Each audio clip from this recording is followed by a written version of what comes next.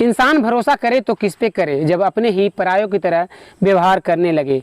एक पति जो अपने पत्नी को जीबी रोड पर जाकर छोड़ आता है और उसका पिता जो उसका महिला का ससुर था वह वहाँ पर कस्टमर बनकर पहुँचता है। फिर जो होता है उसके बाद की कहानी जान आपके पैरों तले जमी खिसक जाने वाली है। सो नमस्कार, आदाब, सत श्री अकाल दोस्तों, मैं करण राज, आप देख रहे हैं अनोखी अपराध। ये घटना जो है नेपाल की है। नेपाल की रहने वाली पुष्पा, जिसकी उम्र 28 साल थी, वह दिखने में बेहद ही खूबसूरत थी। वहीं पर एक लड़का बिहार का रहने वाला वह वहाँ पर घूमने जाता है। पुष्पा से उसकी नज़रें मिलती है और दोनों में प्यार हो जाता है। प्यार हो जाने के बाद 26 जनवरी 2015 को दोनों की शादी धूमधाम से वहीं पे नेपाली तरीके से करा दी जाती है। शादी हो जाने के बाद जो पुष्पा थी वह अपने ससुराल बिहार पहुँचती है। बिहार में आने के बाद वो बहुत ही खुशहाली से रह रही होती है। दिन जो था बहुत ही अच्छे से गुजर रहा होता है। साल दर साल गुजरते हुए जा रहे थे, लेकिन धीरे धीरे जो पुष्पा का पति था वह धीरे धीरे उससे खपा खपा रहने लगा था। उससे पुष्पा को समझ में नहीं आ रहा था कि आखिर उससे क्या गलती हो रही है, जिसके कारण उसका पति जो है उसे कभी सही से तरीके से बात नहीं करता है।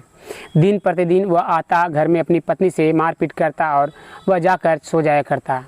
जब भी वह बाथरूम जाती तो उसका ससुर जो होता वह कहता कि तुम दरवाज़ा खोले रखना, मैं आकर देखूंगा कि तुम क्या कर रही हो। इस तरह की बातें वह सुनकर बर्दाश्त करती हुई जा रही थी। जब वह अपने पति से अपने ससुर के बारे में सब चीज़ों को बताती तो वह अपने ही पत्नी को मारना पीटना शुरू कर देता। फिर भी वह अपने पति पर भरोसा करी हुई थी कि उसका पति एक न एक दिन ज़रूर सुधरेगा और उसे अपना बनाएगा, अपना मानेगा। दिन बीतते जा रहे थे। दिन बीतते हुए जो पुष्पा का एक बेटा, एक संतान होता है। संतान होने के बाद पुष्पा काफ़ी ज़्यादा खुश होती है कि अब उसकी लाइफ जो है वह सुधर जाएगी और सही रास्ते पर चली आएगी। लेकिन क्या पता था कि पुष्पा को कि और भी ज़्यादा उससे के साथ बुरा होने वाला है। उसका पति अब और जो था उसे खपा खपा रहता। जब भी वह घर आता पुष्पा से मारपीट करता, उसे हाथों को पकड़कर बेडरूम में ले जाता, उसके साथ ज़बरदस्ती संबंध बनाना शुरू कर देता। फिर भी वह पुष्पा जो थी वह बर्दाश्त करती हुई जा रही थी कि उसका पति है, एक न एक दिन सुधर जाएगा। लेकिन सुधरने का उसका पति नाम नहीं ले रहा होता है। उसका ससुर जो था वह जब भी सोई हुई रहती, उसका ससुर जाकर बेडरूम में जाकर झांकता रहता।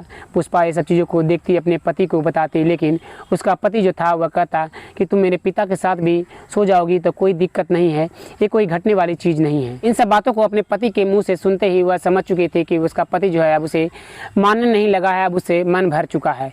लेकिन फिर भी वह अपने पति को मनाने की पूरी कोशिश कर रही होती है। जिस तरीके से उसे एक पति को मनाने चाहिए वह सभी तरीके अब आजमा रही होती है। लेकिन उसका पति धीरे धीरे और भी ज़्यादा उसे बदसलूकी करता हुआ जा रहा था। दिन गुजर रहे थे। दिन गुजरते हुए पुष्पा सहती हुई जा रही थी। साल 2022 का दिन आता है। पुष्पा का पति जो था वह पुष्पा से कहता है कि चलो हम दोनों चलते हैं घूमने के लिए। वह घूमने के बहाने वह उसे आगरा ले जाता है। आगरा में ले जाकर एक रूम लेता है, वहाँ पर वह दोनों रहने लगते हैं। कुछ दिन रहते हैं। कुछ दिन रहने पर वो जो पुष्पा का पति था वहाँ पर भी उसे मारपीट करता और उसे कहता कि चलो मैं तुम्हें कहीं घुमा कर लाता हूँ। तो वहाँ से पुष्पा को लेकर एक पागल के हॉस्पिटल में चला जाता है। पागल हॉस्पिटल में ले जाने के बाद वहाँ पर वो जब डॉक्टर से कहता है पुष्पा का पति कि ये जो है वह हल्के दिमाग की है, यह चप्पल को खाती है और झाड़ू को लगाने वक्त वह खाने लगती है। जो पुष्पा का पति था वह ये सब चीज़ों को डॉक्टर को बता रहा होता है। डॉक्टर उस पुष्पा को लेकर अपने कैबिन में जाता है। कैबिन में ले जाकर उस पुष्पा से जब शांति से पूछताछ की जाती है कि पुष्पा तुम बताओ कि आखिर तुम सच में चप्पल को खाती हो, झाड़ू को खाती हो? तब पुष्पा कहती है कि क्या आप कह रहे हो, ये सब चीज़ें कौन करता है, कौन झाड़ू को खाता है, कौन चप्पल को खाता है? पुष्पा की बातों को सुनकर डॉक्टर समझ जाता है कि पुष्पा का दिमाग जो है वह सही सलामत है, वह ज़रा सा भी कोई माइंड डिस्टर्ब उसमें नहीं है। लेकिन जो डॉक्टर था वह कहता कि आखिर तुम्हारे साथ तुम्हारा पति ऐसा क्यों कर रहा है? पुष्पा कहती है शायद उसके मेरे साथ रहने का मन नहीं कर रहा है, लेकिन मैं क्या करूं, मैं अब उसे छोड़ भी नहीं सकती। मैं उसे बेहद इंतहा से प्यार करती हूं और मेरा एक बेटा भी है जिसे मैं छोड़कर गांव में आई हूं। मुझे समझ में नहीं आ रहा कि मैं करूं तो करूं क्या, लेकिन मैं अपने पति से भी बहुत ज़्यादा प्यार करती हूं और उसे छोड़ना नहीं चाहती। वह एक न एक दिन मेरे लिए ज़रूर सुधर जाएगा। इस तरह की बातों को वह बताती है और वह डॉक्टर साहिबा जो होती है वह तुरंत केबिन से बाहर निकलती है और डांट फटकार लगाना पुष्पा के पति को सुनाना शुरू कर देती है। पुष्पा का पति जो था वह कहता है ये सारी चीज़ें जो है वह झूठ बोल रही है, कभी कभार इसका दिमाग जो है वह सही सलामत हो जाता है और फिर वह वही हरकतें करना शुरू कर देती है। इस तरह की बातें सुनकर पुष्पा जो होती है वह समझ जाती है कि अब उसे यहाँ से चले जाना चाहिए। वह तुरंत वहाँ से वह भागना शुरू कर देती है। पुष्पा का पति जो था वह रोड पर उसके पीछे दौड़ना शुरू कर देता है और चिल्लाता हुआ कहता है कि मेरा पर्स लेकर वह भाग रही है, वह चोर है, उसे जल्दी से पकड़ो। कई रोड पर चल रहे लोग होते हैं जो उस महिला को पकड़ते हैं और उस महिला जो रोने लगती है कि मैं उसका पत्नी हूँ जो मुझे पागल खाने वह भेजना चाहता है। इस तरह की बातों को सुनकर सभी लोग जो थे उसके पति को डांट फटकार लगाना शुरू कर देते हैं। पुष्पा की हालत जो थी वो बहुत ही ख़राब हो रही थी। अब उसे लग रहा था कि अब जाए तो वह जाए कहाँ। वहाँ से पुष्पा को लेकर सीधे वृंदावन पहुँच जाता है। वृंदावन पहुँचने के बाद पुष्पा का पति एक रूम को लेता है और वहाँ पर वह किरदार बनकर वहाँ पर रहने लगता है। जब सभी लोग पुष्पा के पति से पूछते हैं कि आखिर पुष्पा कौन है, तुम्हारी क्या लगती है, जो पुष्पा का पति था वह कहता है कि मेरी ये बेटी है। ये सारी बातें पुष्पा का पति सभी से कहकर वहाँ पर रह रहा होता है। दिन गुजरने लगते हैं। दिन गुजरते के दौरान जो मकान मालिक था वह पूछता है पुष्पा से कि आखिर तुम कौन हो, उसका क्या लगती हो। तो पुष्पा थी वह चौंक जाती है। वह कहती है वह मेरे पति हैं, ना ही कि मैं उनका बेटी हूँ। जो मेरा एक संतान है वह गाँव में अभी मेरे सास ससुर के साथ वहाँ पर है। ये बातों को सुनकर जो मकान मालिक था वह चौंक जाता है। वह कहता है कि तुम्हारा पति कब आएगा। जो उसका पति जो था वह शाम के करीब 8 बजे आता है। मकान मालिक तुरंत उसके रूम पर पहुंचता है और कहता है तुम यहाँ पर झूठ बोल कर रख रहे हो, यहाँ पर अपनी पत्नी को अपनी बेटी बता रहे हो, जो तुम जल्दी से यहाँ से खाली कर दो। बहुत ही डांट फटकार लगाने पर जो वहाँ से मकान मालिक जो होता है वह निकाल देता है। पुष्पा का पति जो होता है वह वृंदावन से सीधे दिल्ली पहुँच जाता है। दिल्ली पहुँचने के बाद उसे अब समझ में नहीं आ रहा था कि पुष्पा से अब वह छुटकारा पाए तो पाए कैसे। उसे अब कोई रास्ता नज़र नहीं आ रहा था। तभी उसे याद आता है कि क्यों ना इसे जीबी रोड पर जाकर छोड़ाना चाहिए। तभी उसके पिता का कॉल आता है कि पुष्पा को जो कि आखिर कहाँ है, पुष्पा को कब तक तुम छोड़कर आ रहे हो, जो तुम्हारी दूसरी शादी मुझे करनी है। जब इस बात को वह सुनता है तो वह तुरंत कहता है कि मैं बहुत ही जल्द पुष्पा को छोड़कर जीबी रोड चला आऊँगा। इतना कहकर वह फ़ोन को रख देता है। पुष्पा का पति जो था वह शाम के करीब 5 बज रहे होते हैं। पुष्पा से आकर कहता है कि चलो हम लोग कहीं घूम कर आते हैं, जो वहाँ पर तुम चलोगी तो काफ़ी ज़्यादा तुम्हें मन लगेगा और वहाँ पर अच्छे माहौल होते हैं, बहुत ही अच्छा दृश्य होता है।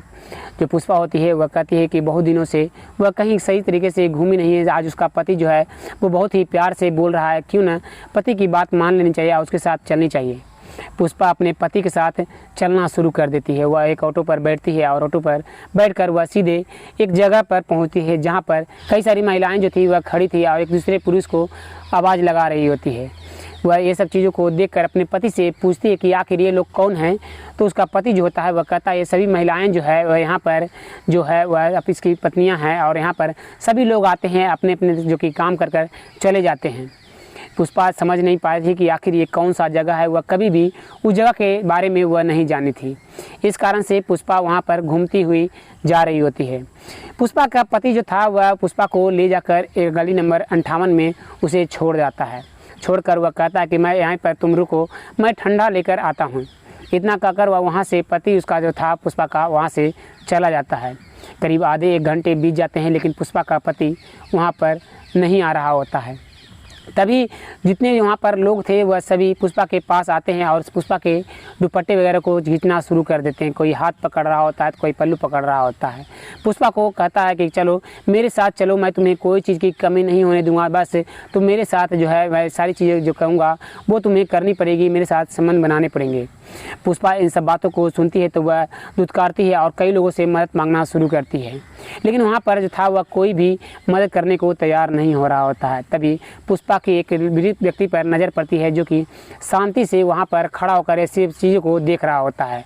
तभी पुष्पा जो होती है उसके पास जाती है और कहती है भैया मेरी मदद करो, मुझे रास्ता बता दो, मेरा पति जो है यहाँ पर छोड़कर चले गए, आखिर ये कौन सा जगह है, लोग मेरे साथ इस तरह की चीज़ें कर रहे हैं। जो व्यक्ति था वह कहता है कि तुम्हारा पति यहाँ पर जानबूझकर छोड़कर चला गया है। दिल्ली का जो सबसे गंदा इलाका है जिसे जीबी रोड कहते हैं, यहाँ पर जो कि नाम लेने से भी लोग कतराते हैं। अच्छे घर वाले कभी सही जो कि अपनी फैमिली के साथ जीबी रोड का कभी नाम लेना भी नहीं चाहते हैं। कोई भी सही इंसान जो इस रास्ते से गुजरता है, कोई पूछता है कि तुम कहाँ से होकर आ रहे हो, तो वह नाम लेने से भी कतराता है कि मैं यहाँ से गुजर कर आ रहा हूँ, जीबी रोड से होते हुए आ रहा हूँ।